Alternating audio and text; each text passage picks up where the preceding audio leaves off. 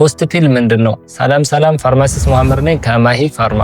ፖስት ፒል ጥንቃቄ የጎደለው የግብረ ስጋ ግንኙነት ከተፈጸመ በኋላ እርግዝናን ለመከላከል የሚያገለግል ድንገተኛ መከላከያ ነው። እንዴትና መች ይሰራል? ጊዜው ግንኙነት ከተፈጸመ በኋላ ከተቻለ ወዲያውኑ ቢወሰድ በጣም የተሻለ ነው።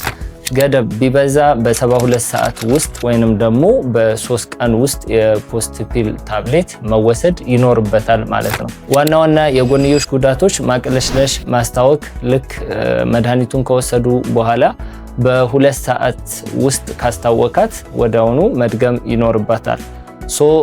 ራስ ምታት እና መፍዘዝ ሊኖረው ይችላል። ዋነኛው ደግሞ የወር አበባ መዛባት ቀድሞ ወይንም ደግሞ ዘግይቶ እንዲመጣ ሊያደርግ ይችላል። ጠቃሚ መረጃ፣ ፖስት ፒል በየቀኑ የሚወሰድ የወሊድ መቆጣጠሪያ መድኃኒት አይደለም። ለዛ አይነት ሁኔታ የሚያገለግሉ እንደ ቾይዝ፣ ማይክሮጊዮን እንደዚሁም ደግሞ ያስሚን የሳውዲ የጀርመን እና የሀገር ውስጥ መድኃኒቶች ናቸው። እነሱን መጠቀም የተሻለ ይሆናል።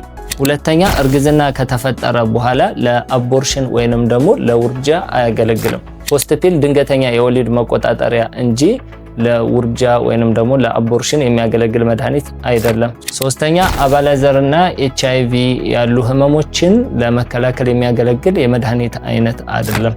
በጥቅሉ ፖስት ፒልን በተደጋጋሚ መጠቀም የለብንም። የግብረ ስጋ ግንኙነቱ የሚቀጥል ወይንም ደግሞ ለረጅም ጊዜ የሚዘልቅ ከሆነ ሌሎች የተሻሉ የመድኃኒት አይነቶች አሉ። መጀመሪያ ላይ ያወራናቸው እንደ ቾይዝ፣ ማይክሮጊዮን እና ያስሚን የሚባሉ የወሊድ መቆጣጠሪያ አሉ። ከዛ ባሻገር ደግሞ በጤና ተቋም የሚቀበሩ ኢምፕላንት እና መሰል ነገራቶች አሉ። እነሱን መጠቀሙ በጣም የተሻለ ነው።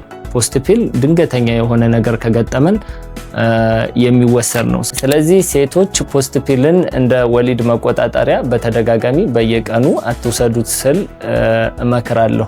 ግን የማይካደው ነገር ቢኖር ያለ ፕሮግራም የሚወለድ ልጅ ያለ አባት ያለ ቤተሰብ ያድግና ብዙ ውጣ ውረዶችን ህይወቱ ላይ ያያል እና በግሌ ለእንደዚህ አይነት ሁኔታ ኖርማል ነው ብዬ ነው የማስበው እና በጣም አስፈላጊ በሚሆንበት ጊዜ መጠቀም ይቻላል።